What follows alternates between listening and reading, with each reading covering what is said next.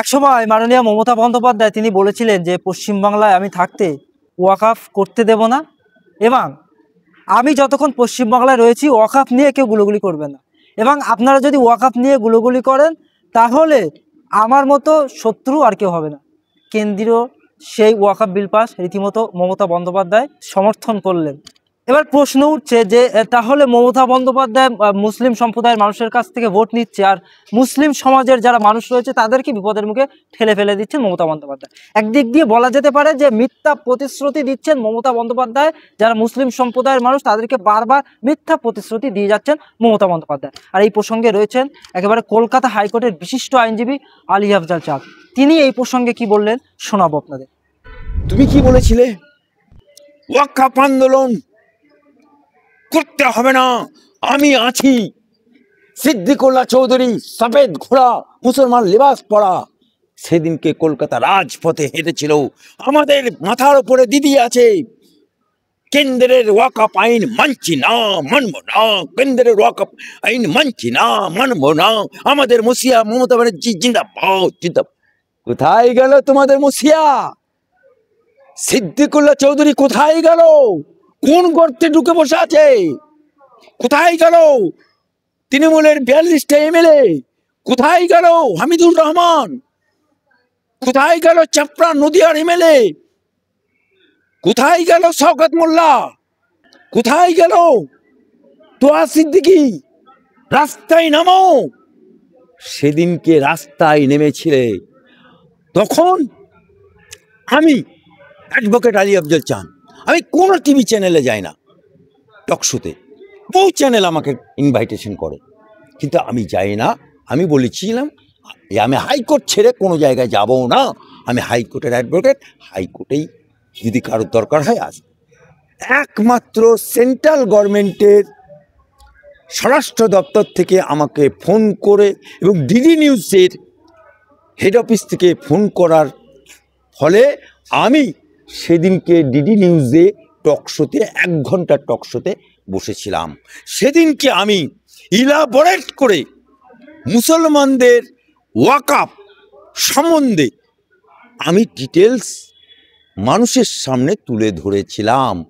সেই তুলে ধরার কারণে সেদিনকে শত শত মুসলমান ফোন করে, হোয়াটসঅ্যাপে কল করে, মেসেজ পাঠিয়ে আমাকে বলেছিল মুসলমানের গাদ্দার, আমাকে বলেছিল খুন করার হুমকি দিয়েছিল। কোনো সনাতনী ভয়ে আমাকে খুনের হুমকি দেয়নি, কিন্তু আমি একটা জিনিস চিন্তা করেছিলাম, রাজা চলে বাজার মে কুত্তা কো ভোকনে দো। এই জন্য আমি কোনো ডায়েরি বা এফআইআর করিনি। আর আজ সেই যেটা বলেছিলাম যে ওয়াকআফ রাষ্ট্রপতি সই হয়ে গেছে, এ রুকনেওয়ালা হিম্মত ভারতবর্ষের কোনো মাইকেল নেই। কিন্তু সেদিনকে চটি চাটা মমতা ব্যানার্জির লম্বা টুপি, গোল টুপি, হাজি সাহেব, গাজী সাহেব, মলি সাহেব চিৎকার করে বলেছিল আমাদের মাথার উপরে মমতা আছে,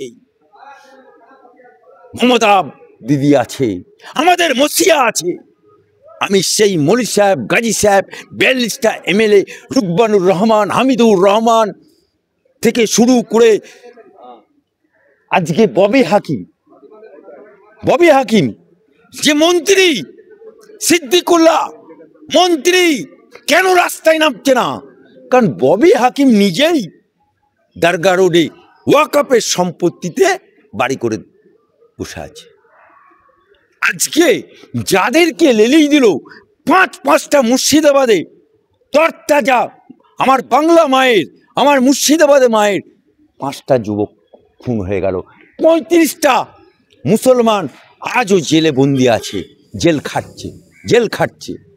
মমতা বুবু, মমতা খালা, মুসলমানদেরকে তুমি তেজপাতা মনে করেছো না? আজকে মুসলমানরা জেগেছে। আজকে আমি বলতে চাই সিদ্দিকুল্লাহ চৌধুরী যে রাস্তায় বলে হেঁটেছিল, কলকাতা রাস্তায় চিৎকার করে লম্বা টুপি গোল টুপিকে হাজির করে বলেছিল বাংলায় আগুন জ্বলে যাবে যদি ওয়াকফ বিল পাস হয়। মমতা ব্যানার্জি আছে, মাথার উপরে ছাতা, নামো, তোমাদের ছাতা তো উঠে গেল।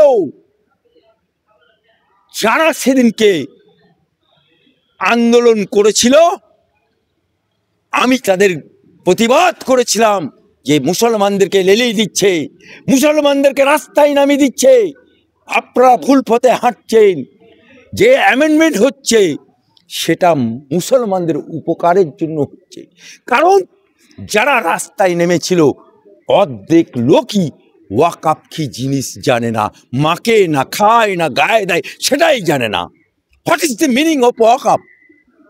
ওয়াকফ হচ্ছে ভারতবর্ষ যখন এই ভারতবর্ষ ব্রিটিশকে তাড়ানোর জন্য হিন্দু মুসলমান ঐক্যভাবে ব্রিটিশকে তাড়ানোর জন্য আন্দোলন করেছিল। বিনয় বাদল দীনেশ মাস্টার দা থেকে শুরু করে বহু আলেম ওলেমা শহীদ হয়েছিল।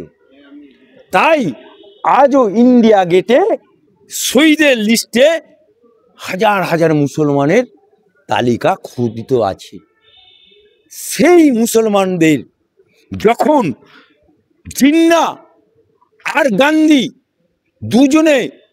দুজনেই দাবিদার ভারতবর্ষের প্রধানমন্ত্রী, তখন ভাগ হয়নি, সেটাকে ব্রিটিশ পলিসি করে বলল তুই ডাঁয়ে যা ও বাঁয়ে যা, অর্থাৎ মুসলমানদেরকে নিয়ে চলে যা। জিন্নাকে বলল পাকিস্তান আর গান্ধীকে বলল তুই হিন্দুস্তান নিয়ে থেকে যা। সেদিনকে জিন্নার ডাকে, মুসলিম লীগ ডাকে যে সমস্ত ভারতের মুসলমানরা চলে গেছিল, বড় লোকেরা তাদের স্থাবর অস্থাবর সম্পত্তি নিয়ে চলে গেছিল, কিন্তু আমরা যারা 15% এই দেশে থেকে গেছি, আমরা যারা 15%, তারা অধিকাংশ গরিব ছিল। তাই যারা বড় লোক ছিল তারা অধিকাংশ চলে গেছিল, কিন্তু তাদের স্থাবর অস্থাবর সম্পত্তি তারা দান করে গেছিল। কাদের জন্য? ভারতবর্ষে 15% মুসলমান যারা এদেশে রয়ে গেল সংখ্যালঘু হিসাবে, তাদের জন্য। কারণ এখানে যে 15% মুসলমান রয়ে গেল তারা গরিব, আর রিচেস্ট মুসলমানরা চলে গেল পাকিস্তানে জিন্নার ডাকে, মুসলিম লীগের ডাকে। এই 15% ফি সাবিলিল্লাহ করে দিয়ে গেল তারা। এই সম্পত্তি কারো বাপ কালী না, এই সম্পত্তি কারো নানা কালী না, এই সম্পত্তি কারো দাদা কালী না, এই সম্পত্তি মুসলমানের সম্পত্তি ফি সাবিলিল্লাহ করে দিয়ে গেল। উদ্দেশ্য কি? ওয়াকফে উদ্দেশ্য হচ্ছে ভারতবর্ষে যে 15% মুসলমান রইল তাদের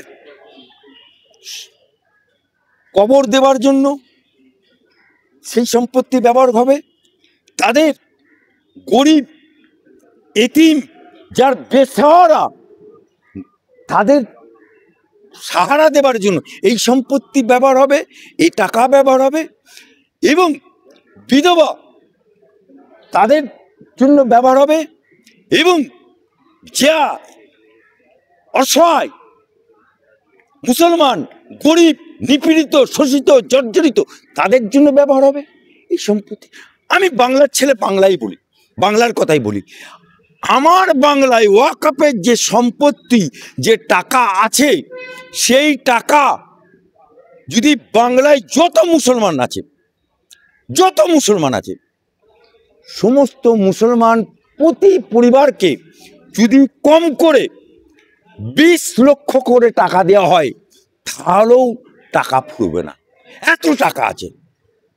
কিন্তু সেই টাকা মিসইউজ হয়েছে, সেই সম্পত্তি মিসইউজ হচ্ছে।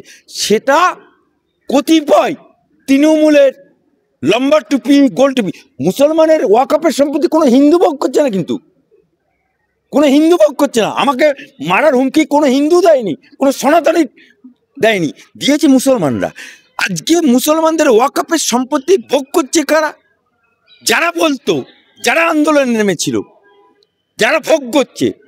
কারণ এই ওয়াকআপ অ্যামেন্ডমেন্ট বিল মেনে নিলে অনেকে লম্বা টুপি গোল টুপি তারা বেঘর হয়ে যাবে।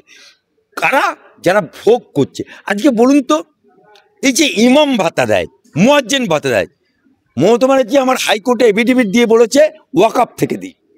কিন্তু এই এতিমদের সম্পত্তি, এই বিধবার সম্পত্তি, জলসাই এই মলি সাহেব, ভাই সাহেব, গাজী সাহেবরা কি বলে, এতিমের সম্পত্তি খাওয়া হারাম, বিধবার সম্পত্তি খাওয়া হারাম। তাহলে ওয়াকআপের সম্পত্তি, এতিমের সম্পত্তি, বিধবার সম্পত্তি তুমি ভাতা নিচ্ছ, আবার নামাজ হচ্ছে আল্লাহু আকবার, নামাজ হবে? তার পেছনে নামাজ হবে? জবাব দেবে ইমামরা। আমি অ্যাডভোকেট আলী আফজল সৈয়দ বংশের ছেলে বলছি, আমাকে কেউ না দিদি ওবিসিতে টানতে পেরেছে, না দাদা ওবিসিতে আছে। আজকে সেই ওয়াকআপের সম্পত্তি ভোগ করছে কারা? ভোগ করছে গনি সাহেব বলে একজন এমএলএ, তোমার এমএলএ, মালদার এমএলএ, তাকে বসিয়ে রেখে আসল ভোগ করছে খান বলে নন বেঙ্গলি মুসলমান। সে টোটালটাই ওয়াকআপ ট্রাইব্যুনাল, ওয়াকআপ অমুক সব ঢপের কীর্তন করে ওরা চালাচ্ছে।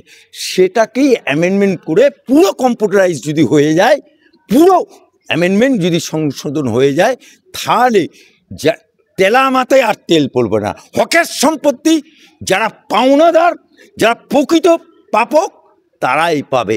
এটাই হচ্ছে মূল উদ্দেশ্য। কিন্তু আজকে মমতা ব্যানার্জি সেটা কি, হাতি দেখেছেন? হাতির দুটো দাঁত থাকে, একটা দেখানে কে লিয়ে, একটা খানে কে লিয়ে।